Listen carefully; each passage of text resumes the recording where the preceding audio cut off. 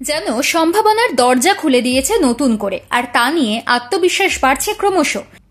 বিহারে এনডিএর বিপুল জয়ের প্রেক্ষিতেই পশ্চিমবঙ্গে আসন্ন বিধানসভা ভোটে জয়ের সম্ভাবনা নিয়ে উচ্ছ্বসিত দাবি করেছেন প্রধানমন্ত্রী নরেন্দ্র মোদী সহ বিজেপির তাবড় নেতৃত্ব। তবে বিহারকে এখন অতীত বলে মনে করছে বিজেপি। পশ্চিমবঙ্গকেই পাখির চোখ করেছেন দলের কেন্দ্রীয় নেতৃত্ব। দল স্বরাষ্ট্রমন্ত্রী অমিত শাহের কৌশলেই যে ভরসা রাখছে তাও স্পষ্ট বলে মনে করছে রাজ্য নেতৃত্ব। এই কৌশলের অংশ হিসেবে দলের অন্দরে শাহ ঘনিষ্ঠ বলে পরিচিত দুই নেতা, বিজেপির সর্বভারতীয় সাধারণ সম্পাদক সুনীল বনসল এবং কেন্দ্রীয় মন্ত্রী ভূপেন্দ্র যাদবকে পশ্চিমবঙ্গের জন্য দায়িত্ব দেওয়া হয়েছে আগেই। তাঁদের নির্দেশেই বিহার জয়ের উচ্ছ্বাসের আবহেই সাংগঠনিক বৈঠকও সেরে ফেলা হয়েছে এই রাজ্যে।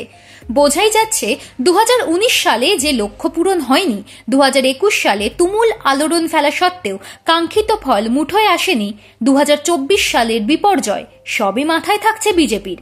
বিহারের ভোটের ফল যে জনমানসের মধ্যে একটা প্রভাব তৈরি করেছে তা অস্বীকার করা যাবে না। তাকেই এই রাজ্যে কাজে লাগাতে চাইছে পদ্ম শিবির। বিজেপি সূত্র খবর, বছর 3 ধরে পশ্চিমবঙ্গে পড়ে থাকা বনসলই এই মুহূর্তে যাবতীয় সাংগঠনিক সিদ্ধান্ত নিচ্ছেন। নির্বাচনী রণকৌশল সাজাচ্ছেন ভূপেন্দ্র।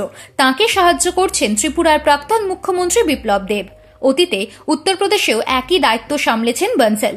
বিহারে সাংগঠনিক ও রণকৌশলের দায়িত্বে ছিলেন যথাক্রমে দলের সর্বভারতীয় সাধারণ সম্পাদক বিনোদ তাওরে এবং কেন্দ্রীয় মন্ত্রী ধর্মেন্দ্র প্রধান।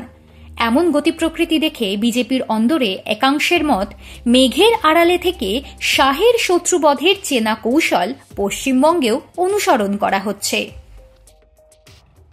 উত্তরপ্রদেশের ছকেই ঘুঁটি সাজাচ্ছেন বনসল। সংগঠন ও পরিষদীয় দলকে আলাদা রাখতে পরিষদীয় রাজনীতির কাউকে দলীয় সংগঠনে গুরুত্বপূর্ণ দায়িত্বে অথবা উল্টোটা চাইছেন না বনসল। মিডিয়ার খবর, দলের নতুন রাজ্য কমিটি থেকে অব্যাহতি বা কম গুরুত্বপূর্ণ পদে সরানো হতে পারে প্রথম সারির অনেক নেতাকে। এই প্রেক্ষাপটেই রাজ্য বিজেপিতে অত্যন্ত গুরুত্বপূর্ণ একটি সাংগঠনিক পদে রদবদলের সম্ভাবনা নিয়েও চর্চা রয়েছে দলে। বর্তমান পদাধিকারীকে সেক্ষেত্রে উত্তরবঙ্গের একটি আসন থেকে আসন্ন ভোটে প্রার্থী করা হতে পারে। সাংগঠনিক কাঠামোয় বদল এনে যুগ্ম সাধারণ সম্পাদক সতীশ ধন্ডের সঙ্গে সংঘ মনোনীত আরও দুজনকে এনে উত্তর ও মধ্য পশ্চিমবঙ্গে দায়িত্ব ভাগ করার সম্ভাবনাও আছে। এই মুহূর্তে অঙ্ক মেলানোর জন্য মরিয়া হয়ে ময়দানে নামতে চলেছে বিজেপি। বাংলায় বিজেপির উত্থান হয়েছে অনেক আগেই। বিরোধী দল হিসেবেও জায়গা করে নিয়েছে পদ্ম শিবির। কিন্তু বাংলায় স্রেফ বিরোধী হিসেবেই থেকে যেতে চান না মোদী শাহ।